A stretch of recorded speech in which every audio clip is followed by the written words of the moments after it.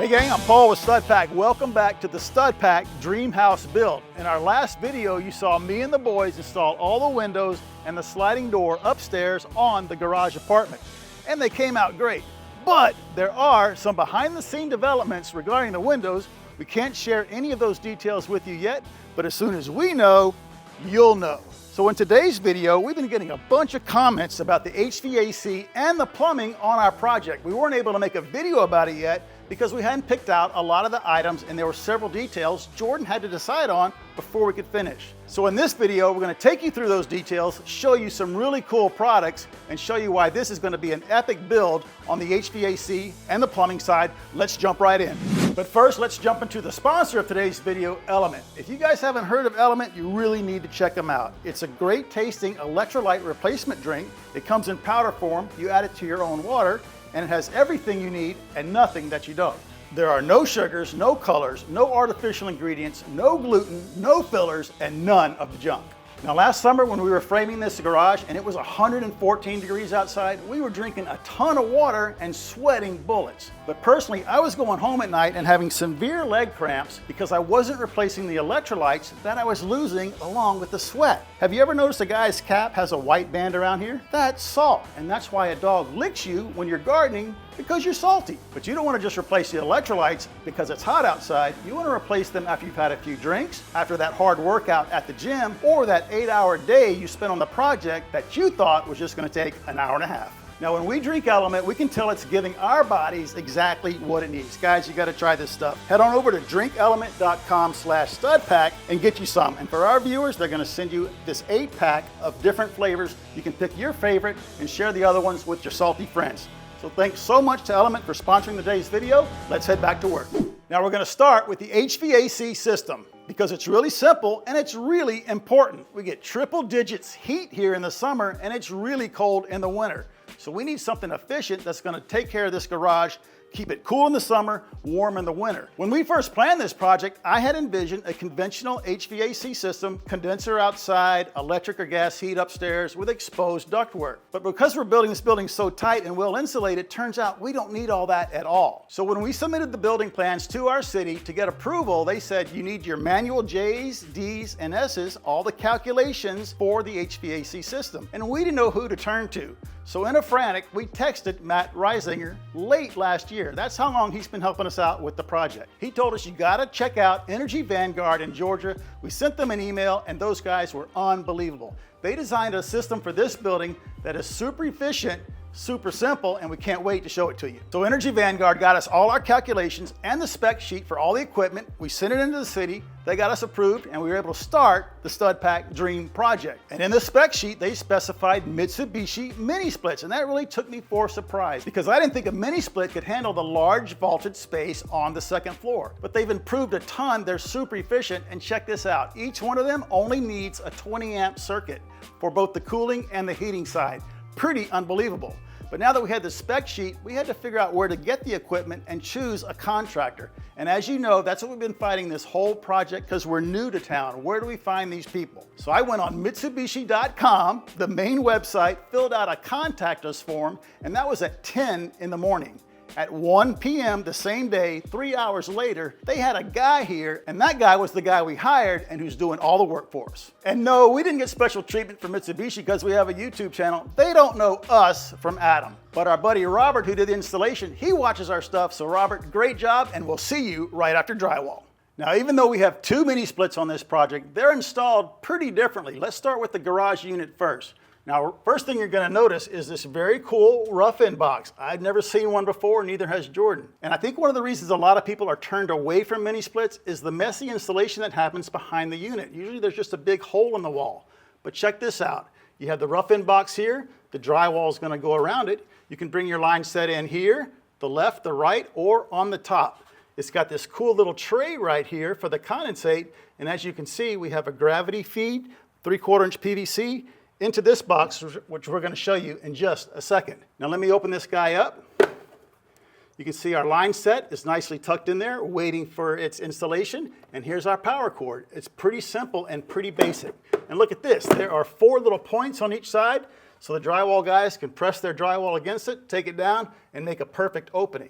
I imagine if they were to use a drywall router on this, it might cut it, so that's a great addition. And here's our line set. As you can see, Robert did an awesome job, very neat. He uses tape and a zip tie to put it all together. And look at that power cord right down the middle, headed outside. All right, guys, a quick trip upstairs. Let's talk about the upstairs unit. We decided to put it over this doorway, centered on the wall, facing the backyard. You can see the rough end box there. Robert modified a little bit to get it around that truss, and that's going to be fine. I'm going to show you why it's going to be fine. And then he nicely routed it horizontally across our backers for our drywall. Don't worry, those aren't structural. Even put the nail plates and put a screw in them so they don't fall off. And then over here, as we head to the right, nice gentle sweeps up over our vaulted bathroom ceiling. And then we start heading down to the exterior 2x6 wall. You can see all his tape and zip ties holding everything together. And then we go straight down into the garage and outside.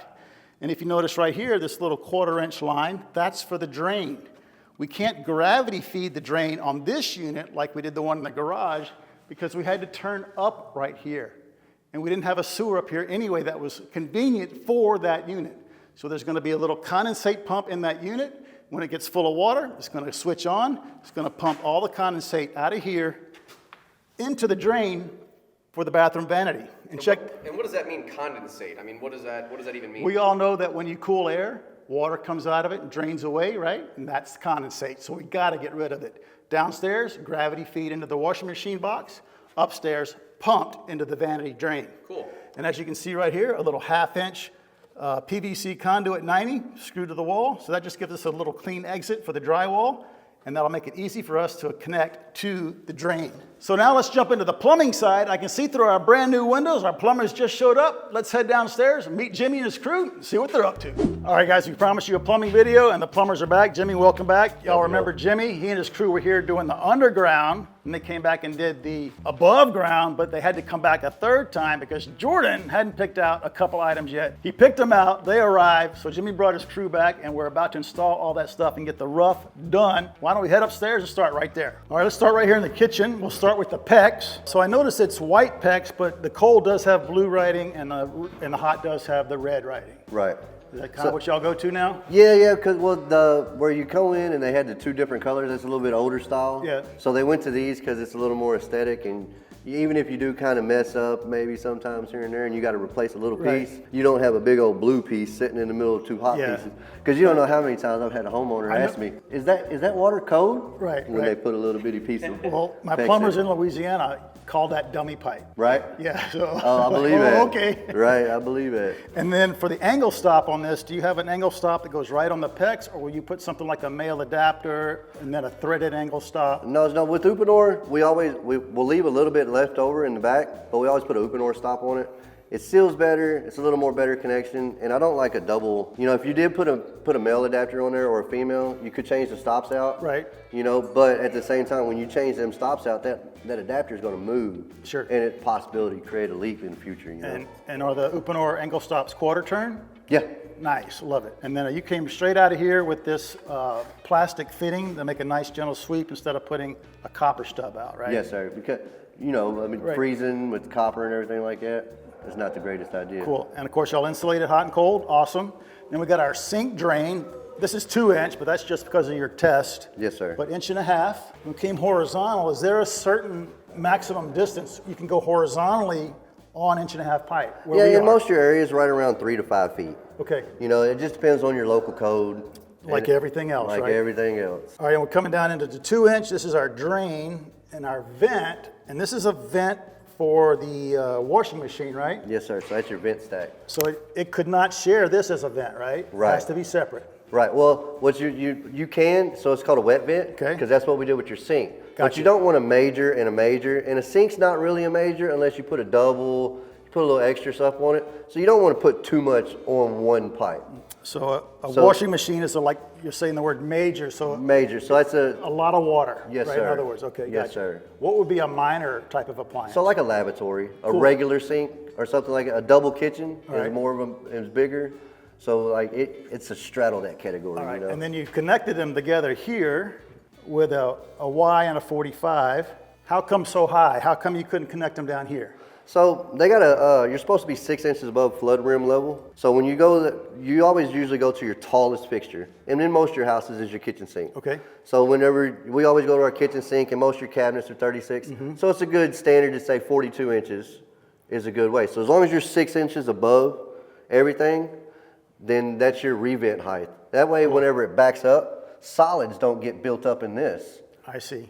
And then it still vents. And then so whenever you hit the drain coming out, you know, the solids would be up there. It could mess you up potentially with your venting and everything like that. Cool. And then we talked about this before, but you offset it right here because of your rim joist. Yes, sir. You don't want to cut it, and then the toe kick of the cabinet will cover that. Right. That's pretty common, right? Yeah, it's pretty common. You got to do it a lot of times on outside walls. Okay. When you do houses because of the wrap. Okay, because cool. of the toe kick, like you said. All right, let's check out the bathroom. I'm not much of a framer. All right, so bathroom vanity, just like the kitchen, plumbed exactly the same. Here's the toilet. As you know, Jordan and I installed that. What do you think? Did a pretty good job? It's nice. I like it. It looks plumb square. Did you happen to watch the video of that? Yeah, I seen you putting it in, and I made sure I watched that way I could see how it was done. But I did notice though, whenever you was sitting there and you was hooking everything up and you was tightening it up with your handy wrench, you was talking about a plumber didn't have a torque wrench. So this right here is what you call a torque wrench, and it takes everything to specs. So what you want to do? Oh look, there it is. Now it's the spec. Now it's done right. Now Appreciate it's done that, right. But you did give me the hose since I flooded out the bottom part. Right. Whatever my hose. So we're even now. So we're even now. You know. All right, let's go talk about the shower. So originally you had piped the hot and the cold here, but Jordan changed his mind. So the door to the shower is going to be here. So he wanted to be able to reach in, turn it on without getting wet. So you plumbed that up for us. Got 3/4. You're going to have an awesome shower, dude. And then here we go up all the way over our ceiling down to our diverter where Jordan can switch between the handheld or the rainfall right up here. Pretty simple. Yep. Now, pretty cool about this diverter, it actually had a third outlet, right? And right. It came with this plug. I grabbed it off your bench that you can plug that with solder, but you chose to put a brass, which I love, cap on there. How come? Well, because, you know, during the rough end stage, not everybody really gets set on what they want, and they see things that changes. So if I got to come back and add another fixture or a body sprayer or something like that, all I really have to do is essentially loosen that off, put me an adapter in, and reroute my piping around it. Nice. And then I can add whatever you need to. So clients don't usually change their mind a lot, do they, like Jordan? Every day. All right, cool. Every day. All right, let's head downstairs. All right, here we are downstairs. Shop sink, just like the other two, right? Right. Draining into the 2-inch. So our kitchen sink is actually coming down here also, right? Yes, sir. Here's our shop sink, but that's also the vent for those two, and we're legal. Right, called a wet vent. Wet vent. So check your code where you live because it always changes. It can even change city to city, street to street sometimes, Street to street. Right? And so we have our major appliance, our washing machine on this side. Let's talk about this trap real quick. I've always noticed this, that one side has a greater radius than the other side. Right. So this is a sharper bend than that side. Does it matter? Yes. Okay, cool. It does. So in saying that, you know, everybody's put them in backwards. Sure. But you know, because this side, so what they say is because it's flat and then this is round and it helps to swoop that, and then your trap weir is even out right here. So if you have this over here, it could potentially suck the air out. Well, that's a great tip. Because I know, for one, I probably put those in backwards before because I didn't know. And Right. it's hard to find out information about that online. So we got this cool washing machine box. It actually has 2 inlets, a washing machine, and then we'll have the condensate for the mini split, PEX valves right here, and it comes with these tabs. So if you do them backwards, you can switch it like that. I'll leave those there. Now I notice it's funny that by coincidence, all your writing is on the outside. What's up with that? Well, the inspector has to see the type of pipe. It's not coincidence. You did that on purpose. Yes, it's on purpose. It's on purpose. So they got to see it or they'll fail you. And you're very neat with your purple primer. I don't see it running everywhere. Right? That's practice. Nice job. But what happened on this? I got sloppy. Nah. I did it. Yeah, you did All right. I thought you were going to cut me some slack. But I did put the writing out. Look at that. Yeah, I did do that. Yeah, you matched it all up. It's called uniform plumbing. Uniform plumbing. There you go. And then you also had to change this for us because we put the rough end box for the mini split here, so you just rerouted those over there. Right. Get Nice. it out and around everything. All right, just a little bit more right here. We got the upstairs bathroom coming down into a 3-inch stack. So we got our wall-mounted toilet right here. And this is serving as the vent for the toilet and also the drain for the vanity, right? Yes, sir. And this is picking up our shower. And I don't know if you can get a shot of this, Jordan, but there is a separate vent for the shower way up there. You see it? Now, one thing that I probably should have done during the framing stage was check the toilet location, because this joist would have been right in the way of a floor-mounted 12-inch rough toilet, right? Right. So I would say if you're building a house, DIYing it, or whatever, you're a contractor, find the bathroom plans, find out where the toilets are, and make sure you don't have a big framing member in the way. Definitely. We went with this toilet, so it didn't matter, but I think it's something we should always check, because you might change your mind again and decide for a floor-mounted toilet, right? Right. Because you probably got to move those all the time, right? Or have the framer move them. the framers move it all the time. Yeah, and this guy would be a bear to move, right? Look at all the wires, everything else. That would have been a mess. A couple more things. I noticed this is a long suite 90, right? Right. And they make a standard 90, and then they make a vent 90. Yes, sir. So you would never use a vent 90 on the drain side, right? No, sir. And you don't even use them at all, you were telling me. Yeah, not a standard vent 90. Right. They're just so close together. It's hard to catch. It's a really sharp turn. Right. Yeah. But the long sweeps you like? Yes, sir. And a standard one you would use like maybe coming out of a wall? Right, as a stub like out. on our sinks, right? Yes, sir, as a stub out or as anywhere in the vent line. And the main reason I don't like them short ones, because, rainwater goes through your vent. Correct. And once it hits that, rainwater needs to flow. Right. And once it hits that piece, if you got a lot going in there, you could, it could create a bunch of hammer arrests and everything like that for it. Yeah, I don't think a lot of people realize that rainwater is falling in the vents on the roof. We actually did a video where we unclogged one because a squirrel put a bunch of pecans in there, and we had to unclog it. Oh, I believe that. Yeah, and it wasn't venting, it was gurgling. The sink was gurgling, so really cool video. One more thing real quick before you go. I noticed you got a combo here, and otherwise this 45, this Y with a 45 in it, but up here, you have a T. Right.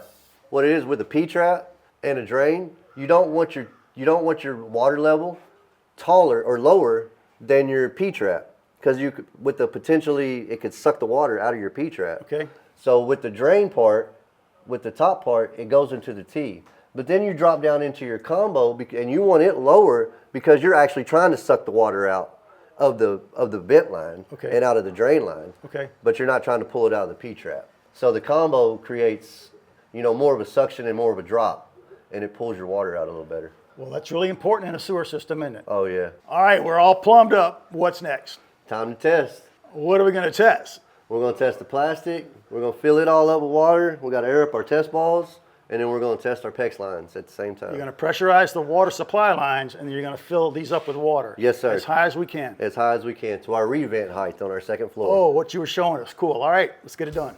All right, guys, we weren't filming when this happened. We're going to show you what happened. And Jimmy, have you ever seen this before? No.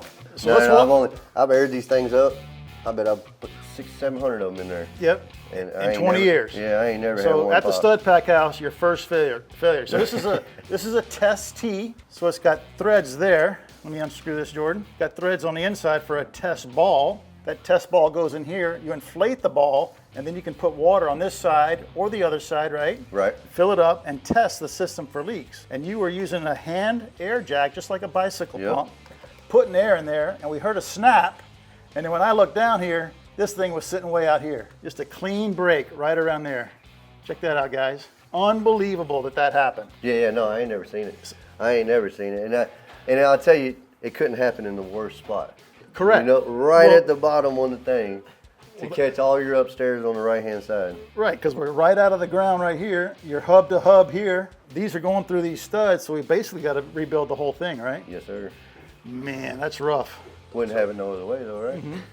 Wouldn't have it no other way. All right. And so you guys were wrapping up. You guys were loading the truck. You were out of here, and then pop. Yep. And now we got to fix it. And that's kind of a good reason why, you got your plumber coming at 2, and then you get a text, hey, I can't be there until tomorrow. Right. Because this kind of stuff happens. This stuff happens, yep. I got 2 more calls. I was supposed to have been out. Yeah. Well, we appreciate you hanging around. How are we going to fix it? So we're going to cut it here. Okay. We're going to cut it here. Okay. Cut this out and cut this out, and essentially just rebuild the whole thing. We go upstairs, there's another lavatory. Right. Or it's the kitchen sink, and we're going to cut that branch off too.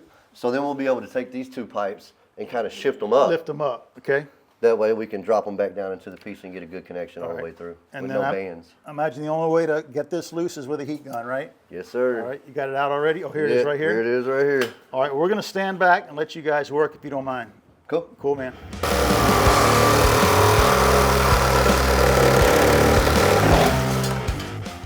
It's gotta hurt cutting that, huh? It's so sad.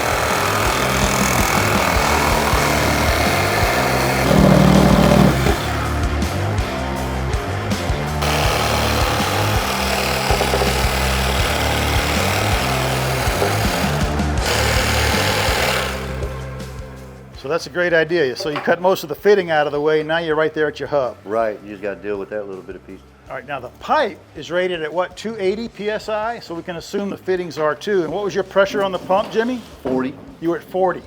1/7 of the rated pressure, and that thing pulled apart. Trying to stay out of the way.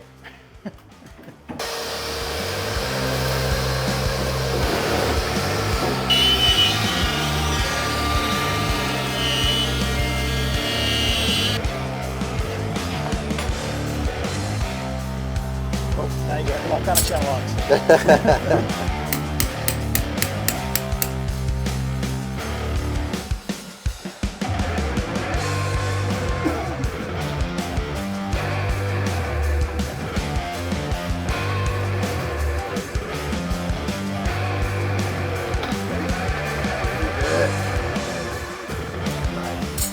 Good, clean, no chunks, safe.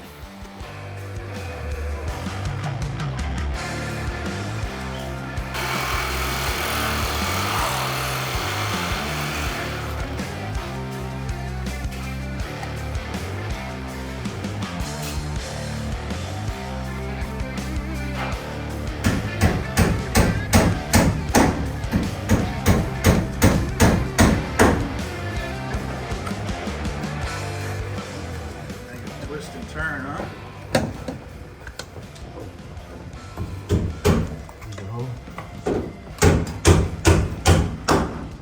I know.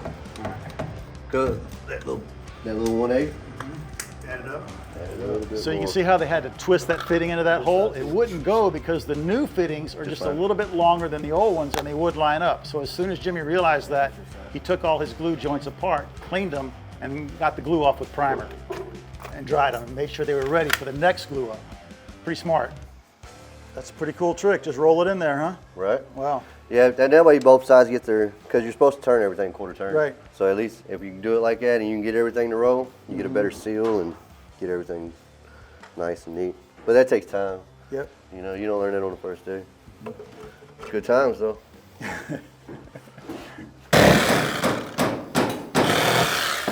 We can cut that right there that way when we can raise everything up from downstairs and put our couplings on. All right, when Jimmy cut that pipe up there, it's going to allow them to do what they're about to do. So he picked both of them up. Now he's bringing them both down. Perfect. Done. Nice, Done. man. Good job. Right? It's like you've done that a few times. Once or twice, right? All right, well, that was quick. We're all fixed up, and you Oh. already got it pressurized. Yep. Now all we gotta do is test. Oh, now you fill it up with water. Yeah, now Cool. you fill it up with All right. water. Get And it all the way that's up to what the you rebate thought was height. going to happen a little while ago. Right. Well, an hour ago, right? It Right. actually didn't take you that long to fix it. I was pretty amazed how quick you fixed that. Right. Yeah. It's like some, you know, I fixed my mistakes a handful of times, so it's like I've done that one before. Well, that's what Not makes, that tea. Well, that's what Not that's the what tea. makes a good plumber, a good craftsman, a good carpenter, right? It's how Right. you fix your mistakes. That's it. And you told me these fittings were a little different sizes, and it kind of Yeah, it's like a different brand because Yeah. at most of my parts house, you know, we usually get Charlotte for everything, Mm-hmm. but at McCoy's they had a different brand. different brand. So it gave it about an 1/8 inch difference. That's why we had to cut the wood and the T didn't line up perfect. And you're all glued up upstairs, so All we're ready to glued put up the water in it. All right, cool. Yep. Hey, the test hose is broken. We got another test hose? We got another test hose? The plug's getting you trouble? The plug's giving me trouble, man. Another one. You need What's a test that? hose? Yeah. I might have one. There's no way you got a test hose. Check this out. Let me look. What? Give me a minute. Goes to the magic garage. It's like the magic school bus, you know what I'm saying? He's been pulling everything else out today. You never know, man. It's like a little magic place. What? Yeah, there you go. I told you. I got everything. Man, makes life easy. I'm You're telling like you. Mary Poppins. I'm telling you, just keep reaching down in the bag and Yeah, pulling what it you out. need? and I pulling got out. Right? You going to the store? Oh, don't worry about it. I got it right I here. got it right here. All right, That's one what more you get time, from guys. Years of being a remodeling contractor.